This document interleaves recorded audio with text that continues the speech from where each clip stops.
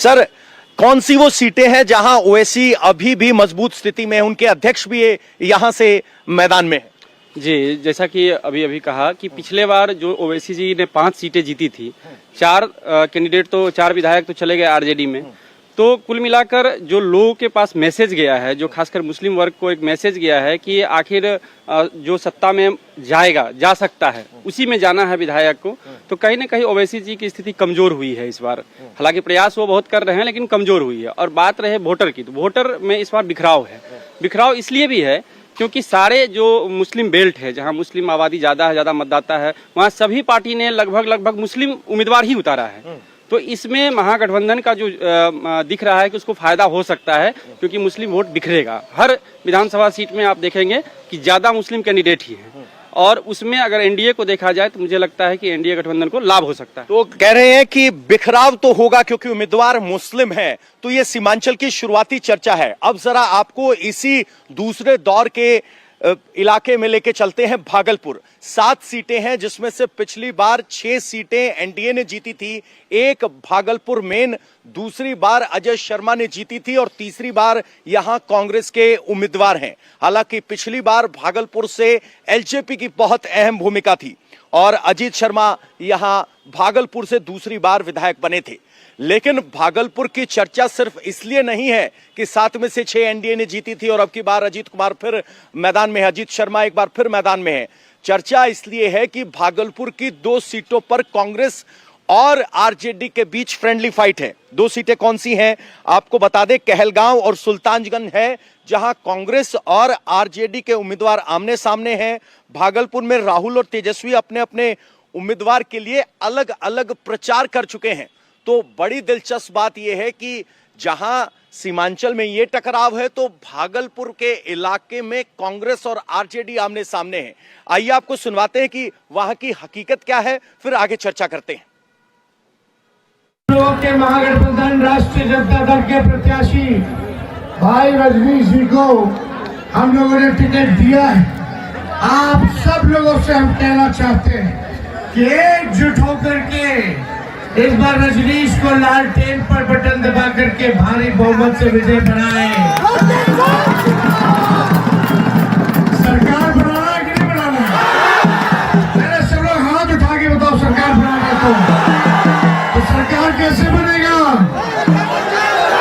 इधर उधर नहीं, चुपचाप लालटेन छाप, चुपचाप चुपचाप। तो देखा आपने, चुपचाप लालटेन छाप। तो राहुल गांधी कह रहे हैं कांग्रेस की हाथ छाप, और यहां सीमांचल में अलग बात है। सर, जिस तरीके से ये 2 सीटें हैं, कहलगांव और सुल्तानगंज, कांग्रेस और आरजेडी आमने सामने हैं। हम जब ऊपर तौर पर कहते हो तो नेता बड़े हल्के में कह देते कि ये फ्रेंडली फाइट है। जमीन पर इस तरह की फ्रेंडली फाइट का क्या संदेश जाता है? क्या वो फ्रेंडली फाइट सिर्फ उस सीट तक सीमित रहती है, या एक वाइडर लोग भी सोचते हैं कि गठबंधन या महागठबंधन में कुछ गड़बड़ है? फ्रेंडली फाइट का एक ताजा उदाहरण हम पूर्णिया जिले से देना चाहते हैं, कसवा से। कसवा में पिछले बार अपने चिराग पासवान जी ने अपना कैंडिडेट उतारा था और हम के कैंडिडेट थे, और जो प्रत्याशी जीते थे कांग्रेस से, उनको 77,000 वोट आया था। वहीं लोजपा 60,000 और हमने 23,000 वोट लाया था। अगर इस वोट का बिखराव नहीं होता तो ये बिल्कुल कहना गलत है कि फ्रेंडली फाइट में कुछ भी, सब लोग अपने अपने चुनाव लड़ते हैं। अब बात करें अब अंग प्रदेश के भागलपुर क्षेत्र की, तो इस बार जो पहले चरण में हम लोगों ने बम्पर मतदान देखा पहली बार, तो कहीं न कहीं महिलाएं निकल के आई। जो चुनाव के पहले योजनाएं दी गई उसका प्रभाव था वो, और जो जदयू का और नीतीश कुमार का जो यूएसपी है, महिलाएं जो उनके सभाओं में भी दिखी, वो कहीं न कहीं प्रभाव डालता है। अंग प्रदेश में इसका असर ज्यादा है।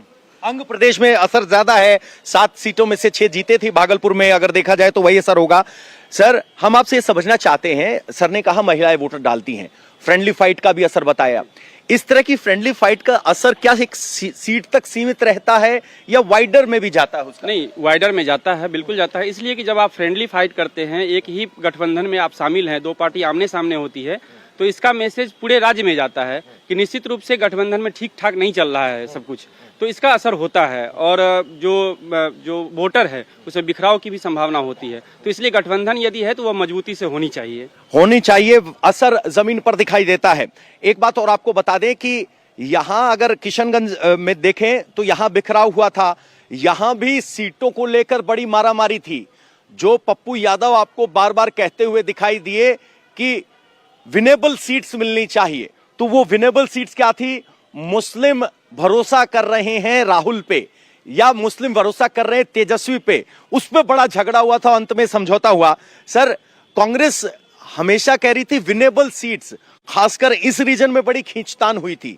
अब उस खींचतान में कुछ फ्रेंडली फाइट अंग प्रदेश में भी दिखाई दी। यहां पर क्या स्थिति है? यहां पर कांग्रेस और आरजेडी कितने सौहार्द में है और मुस्लिम मतदाता किसको अपना रहनुमा मान रहे हैं? क्या तेजस्वी बड़ा चेहरा है, राहुल बड़ा चेहरा है, या वो महागठबंधन पर सिमटे हुए हैं कि भाई दोनों साथ हैं, कोई दिक्कत नहीं? कांग्रेस के प्रति जो अल्पसंख्यक का प्रेम इस बार आपको दिखेगा वो कुछ ज्यादा है, बिल्कुल। खासतौर से सीमांचल इलाके में आपको स्पष्ट दिखाई पड़ेंगे, और ये होने भी चाहिए, क्योंकि राहुल गांधी का बारे में अगर आप पिछले 2, 3, 4, 6 महीने से देखें तो या तो वो महादलित की बात करते हैं या अल्पसंख्यक की बात करते हैं। और ऐसा जब हम लोग ग्राउंड सर्वे में निकले हुए थे, घूमने निकले हुए, तो हमने ये भी देखा, लेकिन जहां पर मुस्लिम बहुलता कम है वहां पर तेजस्वी के प्रति उनके जो कुछ भी है उनके मतलब आप कह सकते हैं कि लगाव बहुत ज्यादा है। अंग प्रदेश की बात, और जहां पर आपने फ्रेंडली कहा था, स्पष्ट जान लीजिए कि फ्रेंडली फाइट कोई भी गठबंधन इसलिए होता है कि वो जानती है कि यहाँ से हम हार रहे हैं। अब जरा कहलगांव की बात कीजिए, वो कांग्रेस के वरिष्ठ नेता सदानंद सिंह का घर रहा है, घर है उनका, वो लगातार वहां जीतते रहे, उनके बेटे भी राजनीति में है, लेकिन उसके बाद आरजेडी का वहां पे राज आना, तो ये तय मानिए कि ये एक तरह से महागठबंधन ने एनडीए को गिफ्ट कर दिया। वो और वो सीट बिल्कुल, भला कौन युद्ध में ऐसा चाहेगा कि हम अपने ही सैनिक आपस में लड़ाई करें? अच्छा, एक सवाल सर आपसे ले लेते हैं, आपने बहुत अच्छे से एनालाइज किया। सर, बात ये है कि ये कहते हैं 5-7 फ्रेंडली सीटों से कोई फर्क नहीं पड़ता, क्या 243 के अनगणित में ये फ्रेंडली फाइट कुछ मायने रखेंगी? थोड़ा पीछे चलिए। कांग्रेस में आपसी सद्भाव है क्या आपस में? भाजपा में है क्या? आरजेडी में है क्या? जदयू में है क्या? सब कुछ तो सड़कों पे आ चुकी है बातें। अच्छा, आप गठबंधन की बात छोड़ दीजिए, एनडीए के गठबंधन की बात छोड़ दीजिए, सिर्फ कांग्रेस, भाजपा, आरजेडी, जदयू, इवन जनसुराज, उनके आप व्यक्तिगत परिवार में आपसी सद्भाव है क्या? आपको लगता है क्या? नहीं है, बिल्कुल नहीं है। वो तो एस्टेब्लिश हो चुका है, दिन रात अखबारों में और डिबेट में दिखता है। ये जो गठबंधन है, चाहे एनडीए का या महागठबंधन का, ये तो एक नेचुरल अलायंस नहीं है, भावनात्मक नहीं है। अच्छा, अंडर प्रेशर है, मजबूरियों के तहत है, ये अकाट सत्य है। अकाट सत्य है कि मजबूरियों में है, सत्ता का 122 का मार्ग पार करना है, इसीलिए गठबंधन है, और ये हर तरफ की सच्चाई है।